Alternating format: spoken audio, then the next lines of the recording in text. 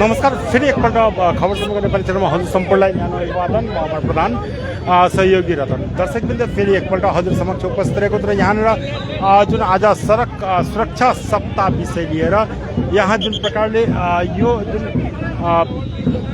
आजको यो flag of गर्दै यहाँनिर पर्यटन मन्त्री अनि यहाँनिर सिलिगुडी पुलिस कमिसनरेटका यहाँ उपस्थित रहेको तर उहाँले फ्ल्याग अफ गर्दै यो जुन जागरुकता अभियान साथ ट्याब्लोलाई यहाँबाट आज उहाँले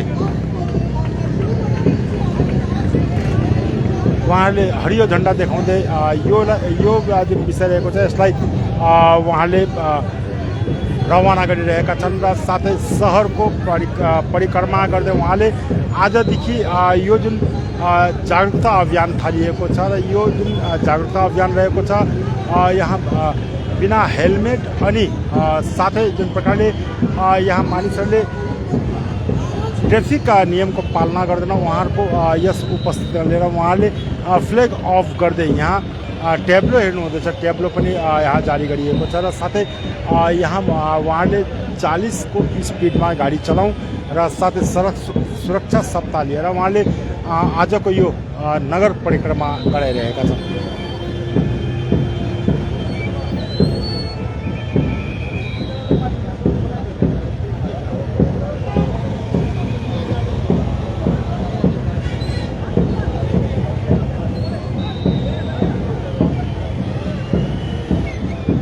हामी निरन्तर यहाँबाट यस विषयलाई लिएर जानकारी ल्याउने प्रयास गरिरहेको छौँ र साथै यहाँ हेर्नुहोस् यहाँनिर धेरै पुलिस कर्मीहरू आज यहाँ उपस्थित रहेका छन् र उहाँले यो जुन सडक सुरक्षा सप्ताहमा सहभागी बनेका छन् र यहाँनिर स्वयं सिलिगुडी नगर निगमका कमिसनरको यहाँ उपस्थित रहेको छ साथै सिओ एजेडिएका पनि उपस्थित रहेको छ र साथै उहाँहरू जुन प्रकारले यहाँ उपस्थित रहेका छन् पर्यटन मन्त्रीको यहाँ उपस्थित देखिएको छ र यहाँ विभिन्न टोली पनि यहाँ रहेका छन्।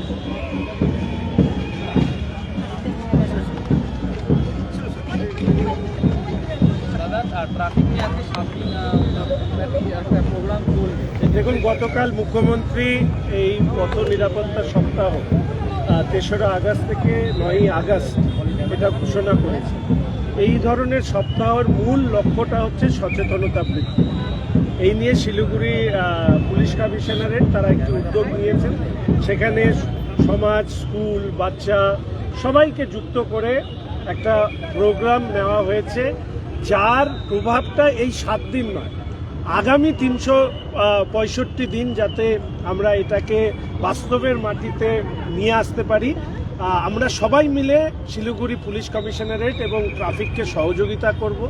মূল বিষয় পুলিশ এবং সমাজ এদের মধ্যে যদি আমরা একাত্ম না হতে পারি, আমরা নিজেরা যদি এটা আমাদের দায়িত্ব না মনে করি যে ট্রাফিকের নিয়ম আমাদের পালন করা উচিত, তাহলে সরকারি স্তরে যতই উদ্যোগ হোক না কেন সামাজিকভাবে সেই উদ্যোগের পাশে না দাঁড়ালে সেটাকে সর্বাঙ্গীন সফল করে তোলা যায় না। আমি ব্যক্তিগতভাবে কালকেও রাত্রেবেলা আমি দেখলাম প্রচুর অল্প বয়সী ছেলেমেয়ে তারা অনেক হেলমেট ছাড়া যে দ্রুত লয়ে বাইক ইত্যাদি চালায়। আমি শুধু ভাবি যে তাদের পরিবারের তারা হচ্ছে সম্পদ। একটা ছোট্ট ঘটনা ঘটলে এই পরিবারগুলো অন্ধকারে চলে যায়, তার মা বাবা বা বড়দের ক্ষেত্রেও আমি সে কথা বলবো। আর আমি সিপি সাহেবকে পাশেই আছেন, এর আগেও আমি ওই মার্শাল ইত্যাদি নিয়োগ করা হয়েছিল। আমি সিপি সাহেবকে বলবো যে কনস্ট্যান্ট মনিটরিংটা দরকার, যে আমরা যে কাজগুলো করছি সেই কাজগুলোর ইম্প্যাক্ট কতখানি।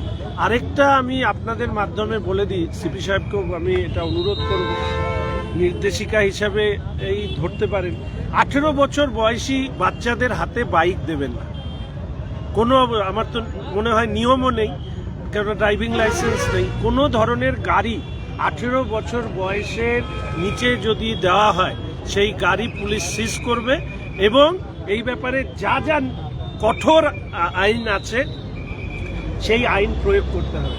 কেননা কিছু ছেলেমেয়ে অল্প বয়সী ছেলেমেয়েদের হাতে তাদের মা বাবারা তুলে দেন। আজ গতকাল আমি এর মধ্যে আমি একদিন ক্রিমেটোরিয়ামে গিয়েছিলাম, আমার কর্পোরেশনে আমার বন্ধু ও অ্যাক্সিডেন্ট করেছে একটি বাচ্চার সাথে, সে পুলিশও ধরতে পারেনি, দুটো মানে পুরো পাটা টুকরো হয়ে গেছে।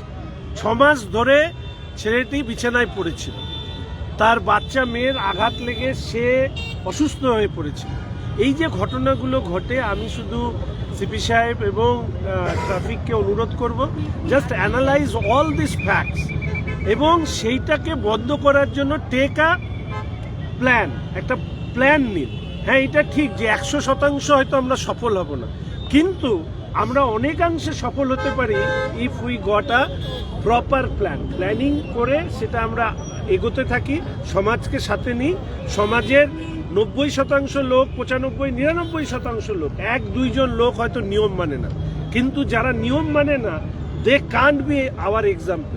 ফলে তাদেরকেও আমাদেরকে বোঝাতে হবে যে নিয়ম না মানাটা সমাজের এখন এই মুহূর্তে ওই সোকল হিরোইজম না, সমাজের হিরোইজম হচ্ছে সমাজের নিয়ম মেনে সবাইকে সহযোগিতা করা।